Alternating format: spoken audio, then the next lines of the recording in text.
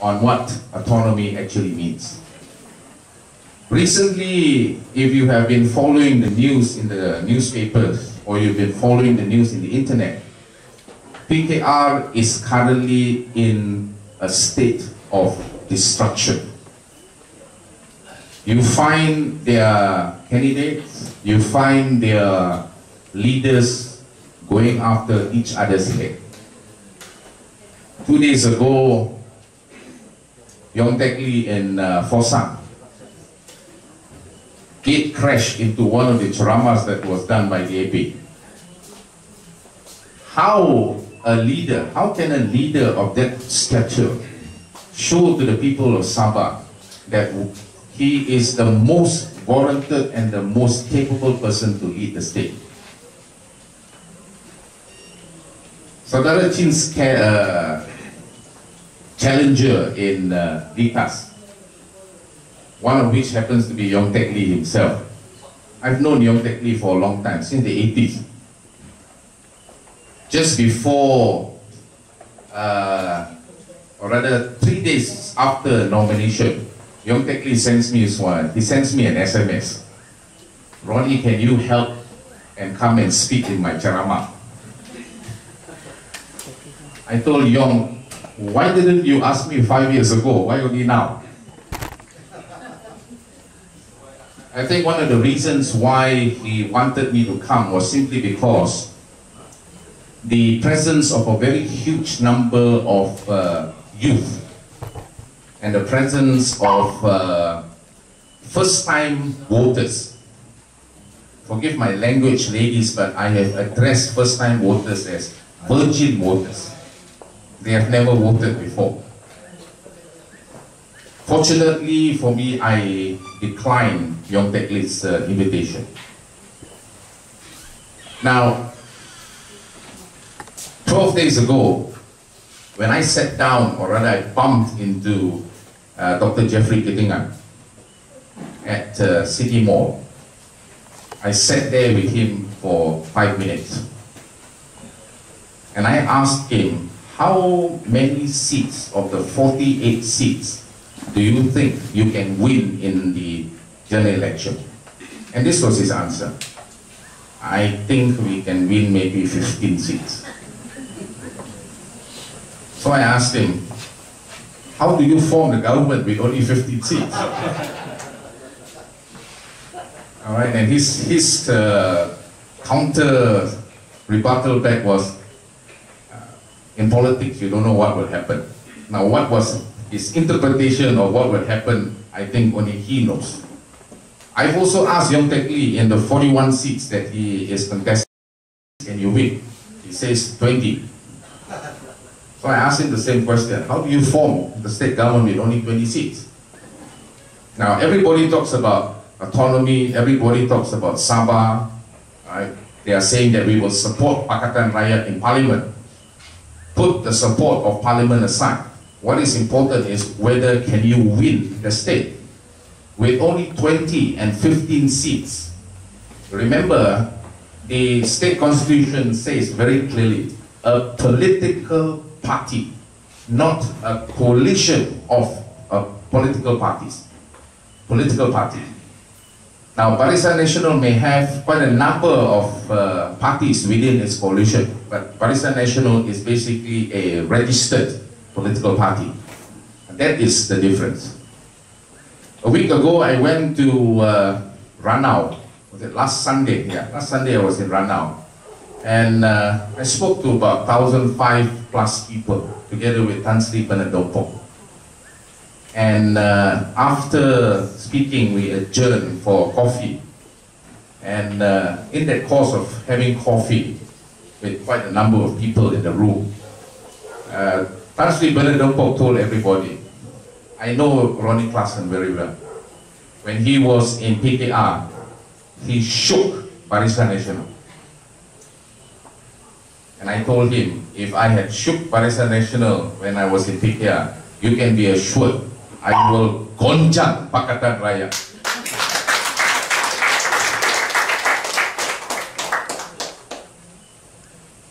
As far as Ranau, as far as Tuaran is another very interesting constituency in Sabah. You have a PKR original candidate and you have a PKR fake candidate. This is the first time Tuaran is going to go down in history books, all right, where your children and your children's children are going to read this in history, that in the 13th general election, the Tuaran constituency had one original PKR member and one fake PKR member. Now, what I'm trying to drive at, ladies and gentlemen, is this. Do not pawn our livelihood into the hands of people who don't even know what they are doing in the first place.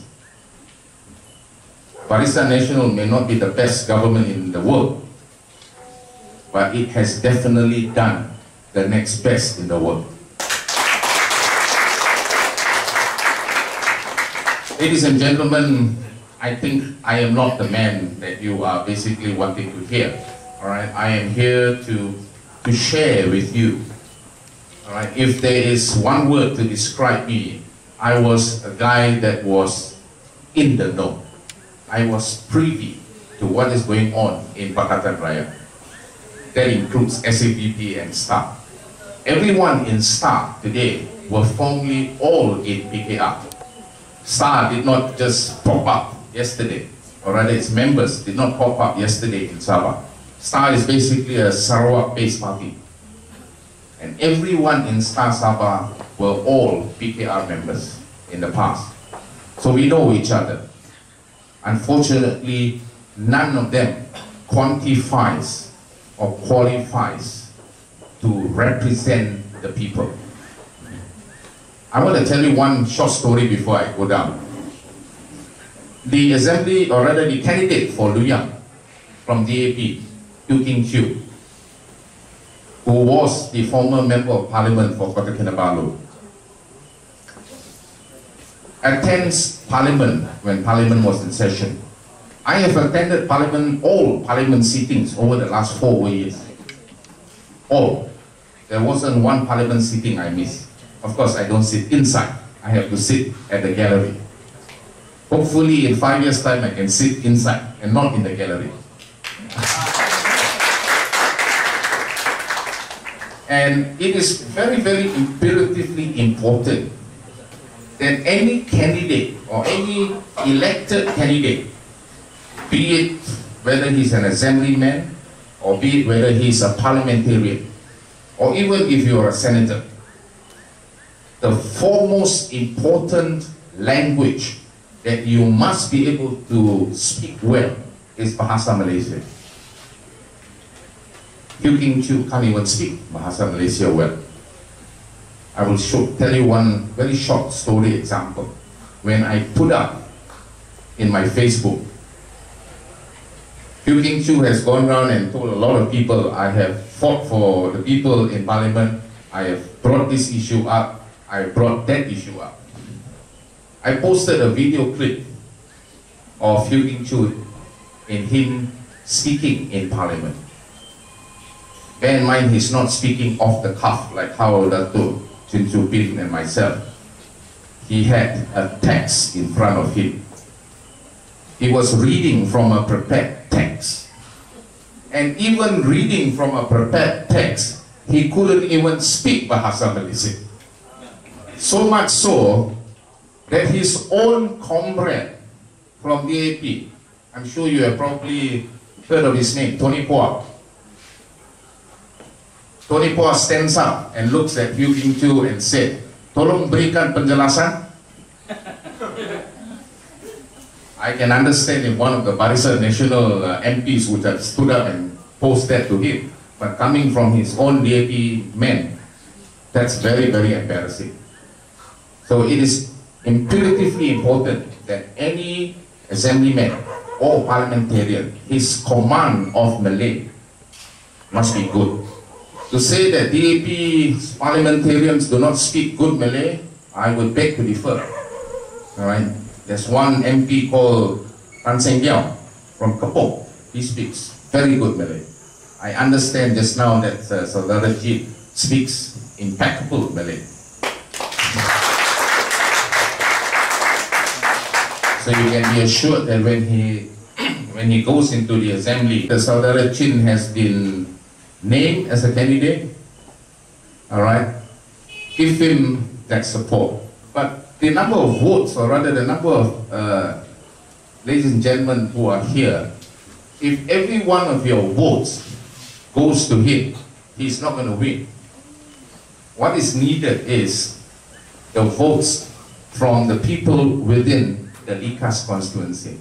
So I would like you to share what you have heard today with all the other voters in Likas. If there is a man that can represent you, then he would be no other than Saudara Chin himself. If he doesn't perform in the next 5 years, then you throw him out. I replace him. I'm a Luyang voter. I can always switch to Likas. Alright, with that, I want to thank you very much, ladies and gentlemen, and thank you to the organizing committee for giving me a chance. Thank you.